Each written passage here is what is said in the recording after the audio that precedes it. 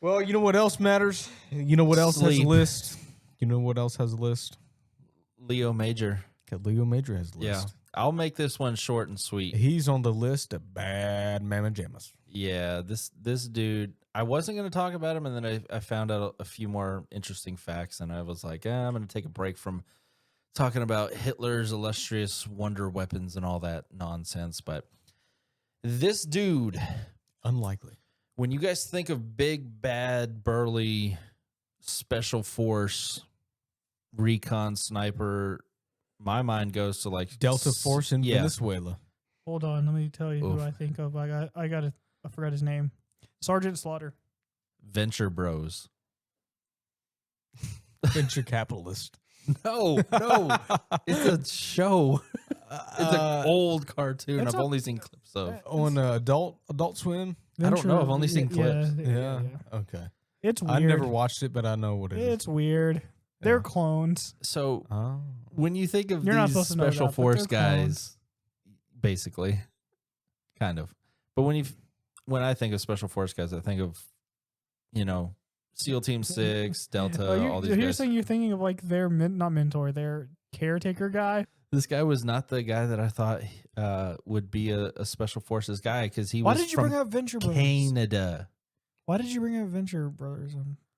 Because there's the burly. military guy in there that is like It- everything military. like their not caretaker, but their guy that's like guarding them or whatever. Yeah, he's the guy that plays Joe from Yeah.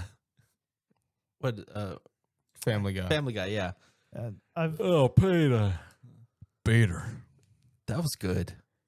Hey, Peter. That was that guy. But this guy's from Canada. The last good thing to come out of Canada, I couldn't tell you. No, neither can these guys. But Justin Bieber. oh, I knew you were gonna go there. I felt that. The guy that plays Deadpool. We'll take him. We'll take him. We'll I trade forgot his name. Ryan Reynolds. Ryan Reynolds. That yeah, other Canadian. I don't know anymore. Small Justin ant. Trudeau. Small Ant. He's a good one. But this was from back when Canada made actual warriors, because for whatever reason, when there's a world war, these guys go off. Insane, dude. I don't understand why. That's the only thing that I can respect him on. But he lived from 1921 to 2008, so he died fairly recently. But he was a Canadian scout sniper, and he has some pretty cool stuff that went on with him. He was shipped out to France on his first deployment, and on his first deployment, he goes and he has a run-in with his general, and he doesn't know that his general is his general because he's in plain clothes, and he says, yeah, whoever put us here is a complete imbecile, Nice. and just walks off. And the general said, who is that? And they tell him, oh, that's Private Major. And he had it out for him. So what does the general do? All the scout snipers are dying. He makes this guy a scout sniper because he wants to get rid of him. And Of course. Oof. so what he does is he goes and says, okay, you need to go like deep into enemy territory, like ultra deep, where you can't be gotten to for 2 weeks. To where you can die because I Pretty don't much. like you because of that one state. Yeah, you called me an you didn't- imbecile. You didn't Whatever, like dude. my planning. This isn't something you Pretty don't much. fear. You're my feelings. My So- fifis. You're not my dad. He goes 2 weeks journey by foot into France, just recording everything. He has a notebook and a rifle and some rations, and he's just recording everything. He's talking to locals, just like walk up to a door, knock on the door, and say, hey, do you know where the Germans are? Because he doesn't. Do you know the wild man? The wild man. The wild man. He probably did. He was the wild man. But one day he's sitting behind a hedge and he begins to hear these Germans talk about what they're planning to do, like take this little town that he's in. So he says, I can't let this happen. And he says he got mad and shot one and ran away. And then he got into a barn, shot another one. He got it all the way down to, I think he killed 3 or 4 guys. The last guy was left. The guy threw a grenade at him. The grenade blew up. He couldn't see out of one eye. He got mad and choked him out. As one does. Jeez. An eye for an eye. Yeah, pretty much. A life for an eye. That's So the point. he thought he just had some dirt in his eye or whatever. He eventually makes his way back to his company, and they said, no, your eye's no good no more. You have shrapnel in your eye. He gets taken care of. Okay, whatever. Go back to the sick bay. Take a few weeks off. He demands, no, I want to go back out. I'm a sniper. I only use one eye. That was his whole thing. I only use one eye. Drops Mike. Pretty much. He gets sent back out by the same general who was obviously kind of upset that this guy came back and provided a lot of good intel. He didn't just go out there and do nothing. He's good. Yeah. I can't have it. He, He might be right. now the general looks like he knows what he's doing. But he goes, and in 1944, there is a battle going on called Schlet, and there is a company of 100 Germans. This is where his real lore starts to grow, because he's the scout sniper. He's way ahead of everybody. He finds that in this building is 100 Germans. About 4 or 5 of them outside are guarding it. He kills those guys and ties up 2 of them. Once he ties them up, he tells them, I want you to walk me in to the 100 people or the 100 other soldiers. They walk him in, and he goes to their general or colonel, I can't remember which one it was, and says, I need you all to surrender, because if I'm not back within an hour, I have my whole army behind me going to take this city. What, like platoon? Did he say platoon or? I don't know what he said. He said he had the army behind him. Okay. That's what I found in the Veterans Affairs of Canada and the Britannica, whatever foreign relations that is. But he said, I need you guys to surrender. While he's in there, he kills 3 more of them. You don't believe me? Yes. He kills 3 more, saying, if you don't let me go, they're going to all come and kill us. Keep in mind, the Canadian army is at least a week away if they just straight drove. He convinces them that they need to surrender and tie each other up, while he just killed 3 more guys in front of them in a whole crowded building. You know, this guy sounds like Usopp, where he's like, I got 8,000 men behind me, which I know you don't watch One Piece. I sure don't. I know who you're talking about. Okay. If he was a D&D character, his speech and charisma is maxed out. 100%.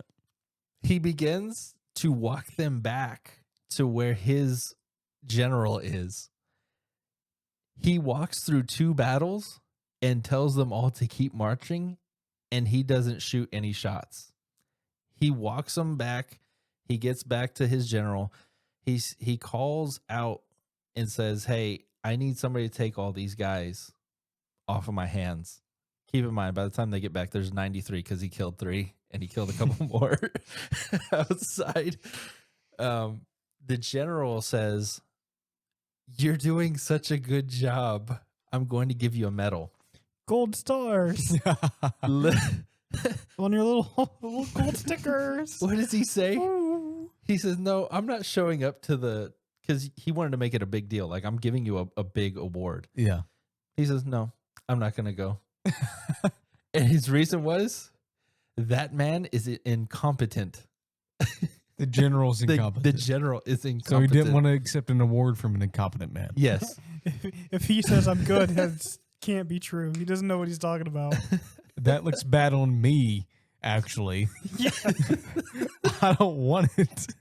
So the general called the whole company together, and they all stand at attention, and the dude's just not there. He's out going back into battle by himself. Oh my God. Oh my God. He said, I did it one time. I can do it a second. Yeah. Keep in mind, he's only got one eye still. So at some point he gets him back, I'm assuming. At one point, he does go back, but it's toward the end of the war, and he accepts the award like, oh, yeah, I forgot this. Give me that award. Does it come with money? Might be. So, obviously, 100 men, 1v100, that's pretty good. That's a pretty good KD if you're a FPS shooter. But he gets out of France, and he gets himself sent to the Netherlands. And this is where he has one of the craziest war stories that I've ever read happen. Still another story. Wait, no. Okay, you're talking about the story you just said. What do you mean?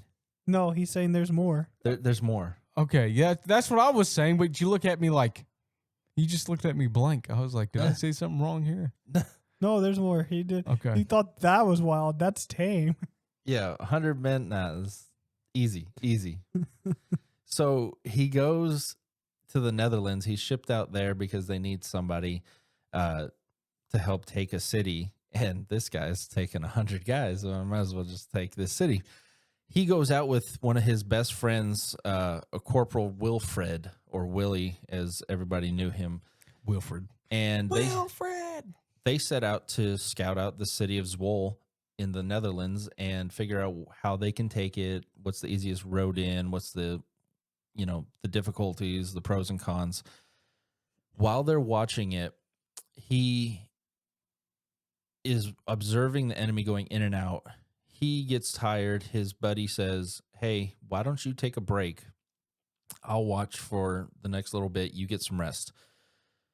Literally, his friend Wilfred pops his head up and gets shot. Just out of nowhere. As one does. Weak. This makes Mr. Major mad again, as if they didn't learn the first time. He waits until nightfall, and he knows that in this city there's the resistance fighters, the Dutch resistance fighters. He can't get a hold of them. He decides, okay, I'm just going to go. I'm going to see how many people I can kill, and I'm going to try to convince the Germans again to give up. So there's two guards outside. He says he kills both of them real fast. Like hand-to-hand combat or gun? No, with his gun. He just Bam, unalives bam. them. Yeah. Bam, bam. He gets all their munitions because they're at the main road in. Obviously, they have a lot of ammo there. They have a lot of, I told you, what was it? The grease guns. Yeah. They take the stick mags. If you What do don't- they call it? The MP40? Yeah. I don't want to sound like something like that. Either way, it's the German guns that they take stick mags. If you don't know anything about ammo carriers, you can stick a lot of stick mags and a lot of ammo. I was right. MP40. Man, the knowledge that I have in my head is crazy. It's unmatched. I can't think of basic words, but man, I know what an MP40 is. MP40. He loads himself. And how long a fathom is. Yes. Like the most random things. He loads himself up with all the grenades he can carry and all the stick mags he can carry, and he takes the guns. And he begins to make his way through town, killing every German that he can, but also randomly walking through the street, firing the guns at random and throwing grenades at random to make it seem like the city is being taken by the Allies. He eventually makes his way to the headquarters of where the Germans were keeping everything.